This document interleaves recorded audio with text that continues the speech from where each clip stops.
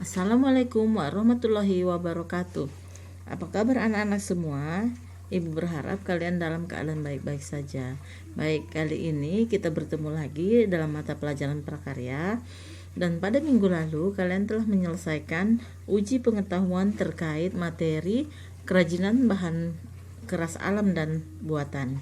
Oke, itu berarti kita akan masuk ke bab baru, yaitu bab pengolahan. Nah, di kelas 7 dan kelas 8 ada juga pengolahan, tapi beda ya. Untuk di kelas 9 dia materinya pengolahan hasil peternakan dan perikanan menjadi makanan dan menjadi olahan pangan setengah jadi.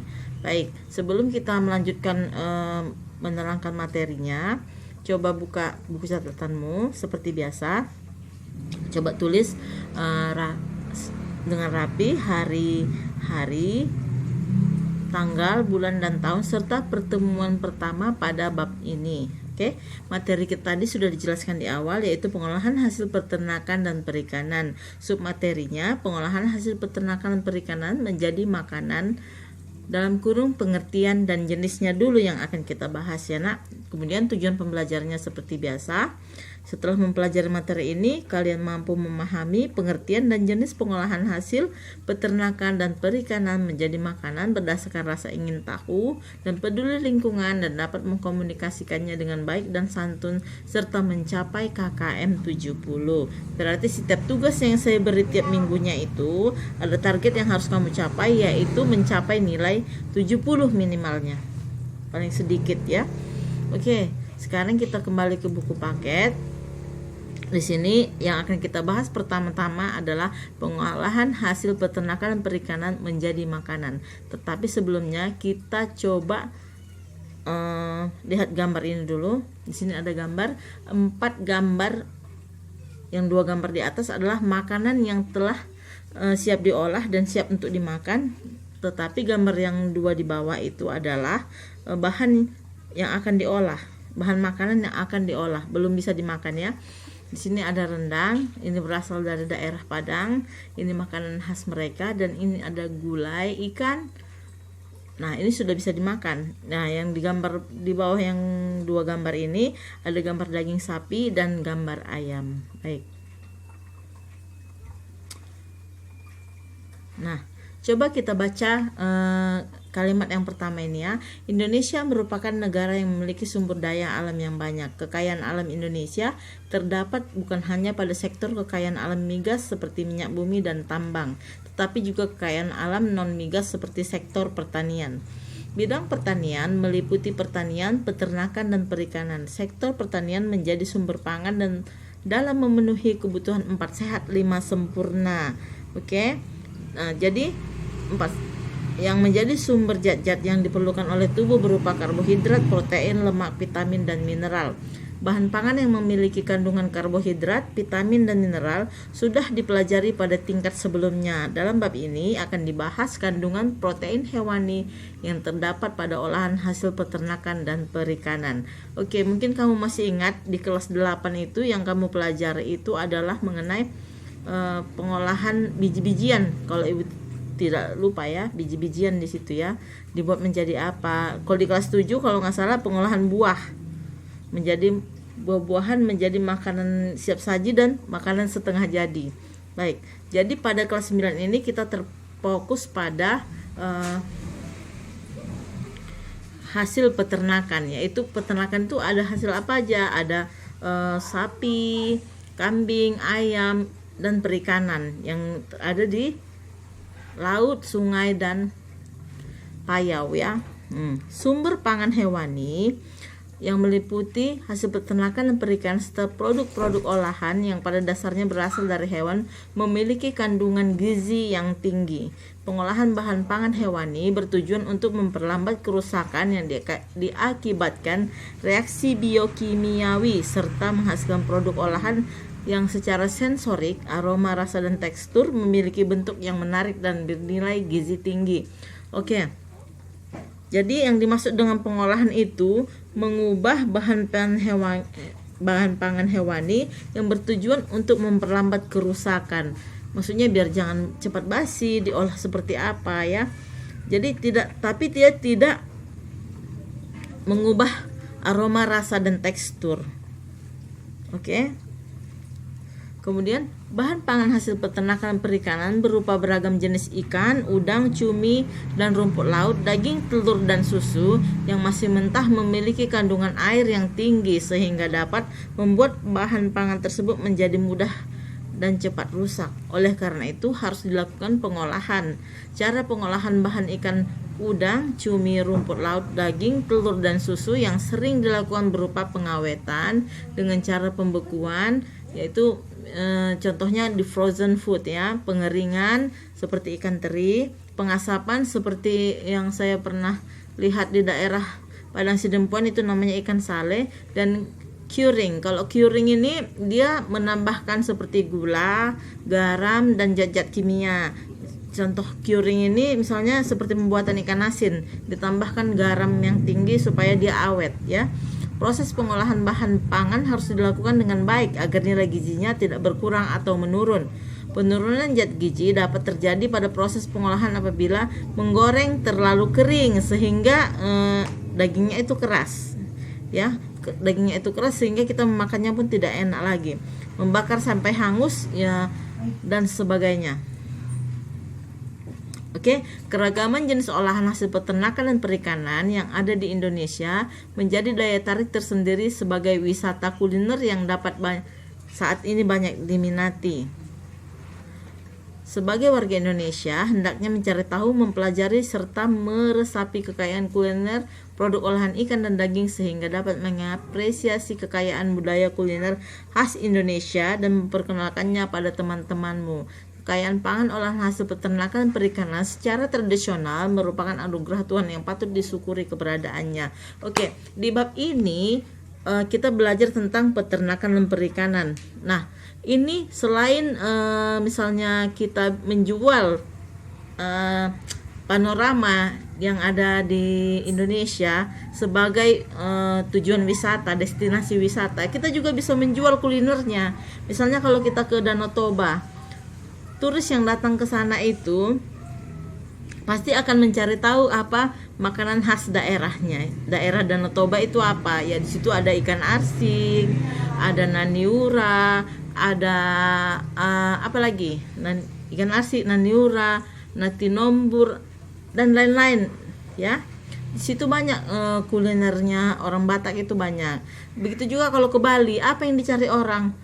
Pas ke Bali udah cantik pemandangan pantainya, tetapi ketika mau makan pasti nyari dia contoh salah satu ya ayam betutu. Nah, ayam betutu itu khas Bali. Kalau ke Padang yang dicari apa?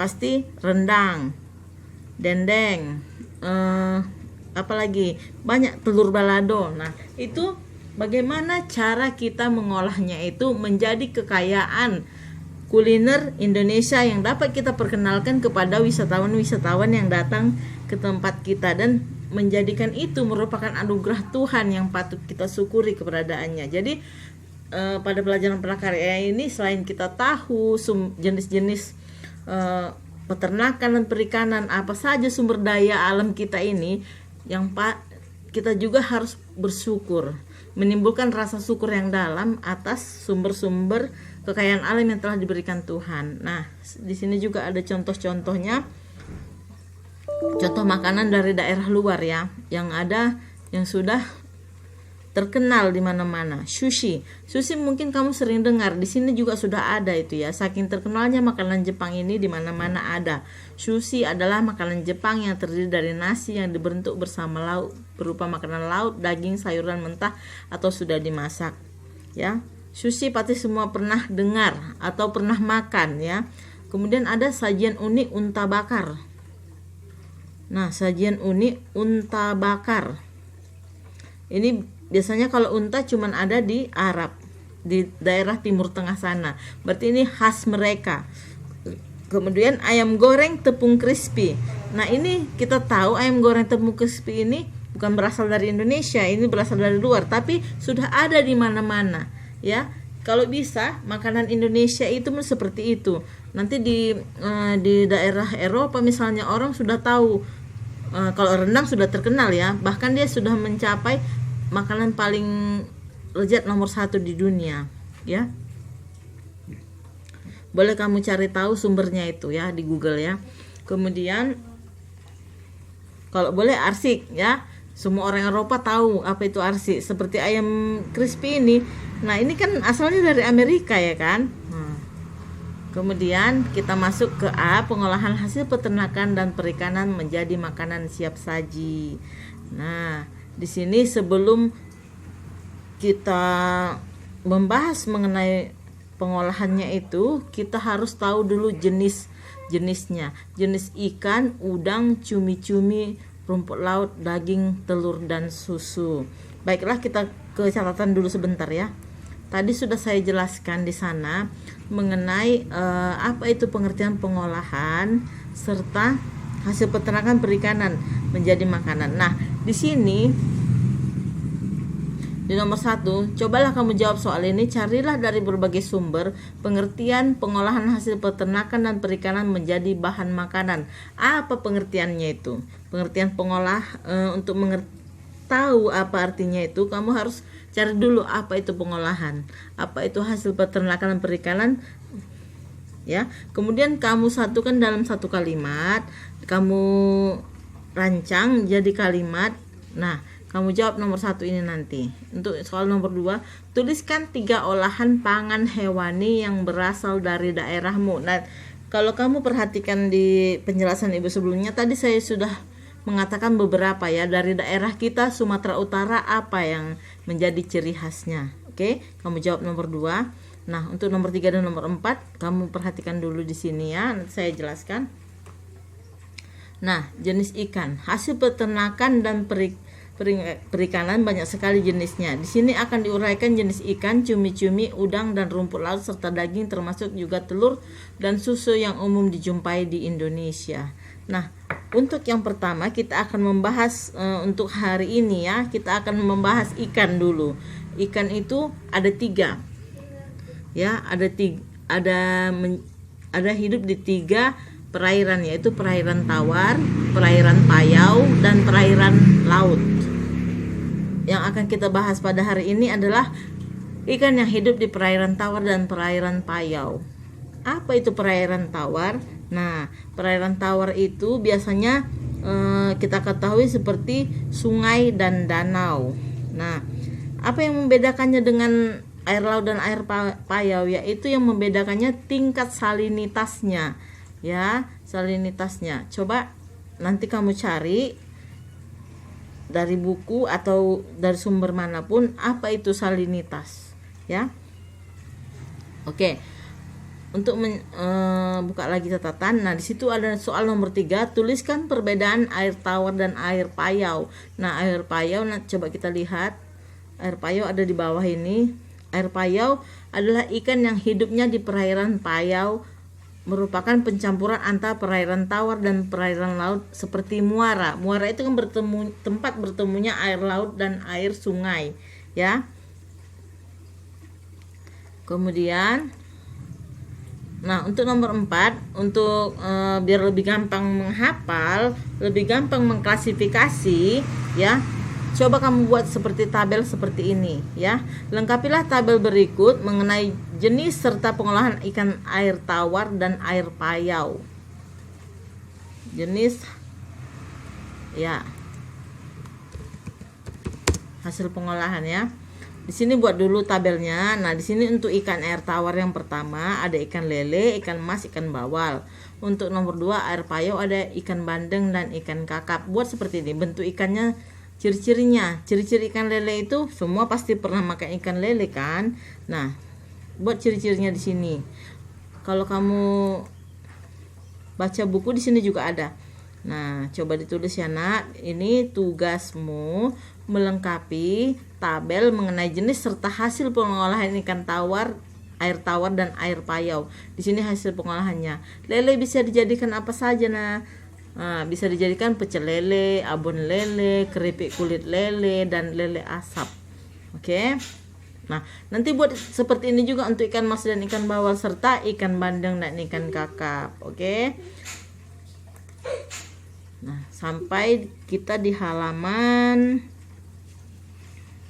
sampai ikan payau ya. Berarti kita sampai di halaman 125 dulu. Oke, kita akan lanjutkan minggu depan untuk halaman selanjutnya. Jika ada yang kamu tidak mengerti, silahkan tanyakan ibu. Tetap jaga kesehatan, jangan keluar-keluar kalau tidak perlu ya. Kalau perlu sekali silahkan pakai masker dan tetap menerapkan protokol kesehatan. Ibu rasa cukup sekian untuk pertemuan kita kali ini, dan assalamualaikum, sampai jumpa.